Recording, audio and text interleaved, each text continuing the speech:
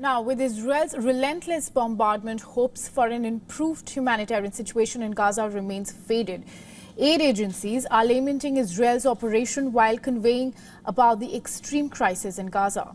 WHO chief made strong remarks in United Nations on Friday, and he said nowhere and no one is safe in Gaza as of now. He said that half of Gaza's hospitals and two-thirds of its primary healthcare centers are not functioning, and that lack of fuel has brought healthcare system as being on its knees. WHO has verified more than 250 attacks on healthcare in Gaza and West Bank, and on an average, a child is killed every minute in the enclave. On average, a child is killed every 10 minutes in Gaza.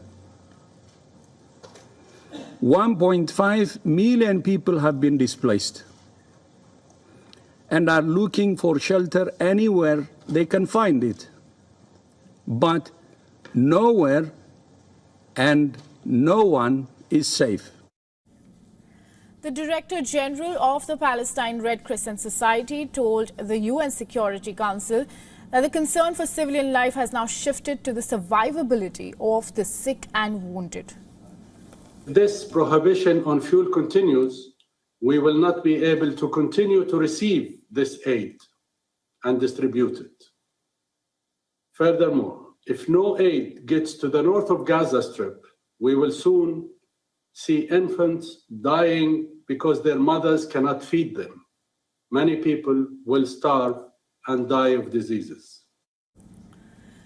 Meanwhile, UN says 100 of its workers have been killed since the war began, and this is the highest death toll for UN in such a short span. To mourn the victims, UN staff around the world will observe a minute of silence on Monday. UN officials are now criticizing Israel's proposal to implement a daily 4-hour humanitarian pause in military operations. And this, on human rights in Palestine, has described it as a highly cynical and inhumane.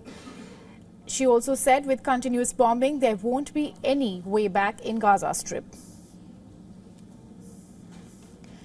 Meanwhile, more than 1,000 officials in the U.S. Agency for International Development have signed an open letter urging the Biden administration to call for an immediate ceasefire in Gaza. Biden administration has clarified that there is no scope of a formal ceasefire yet in the fighting.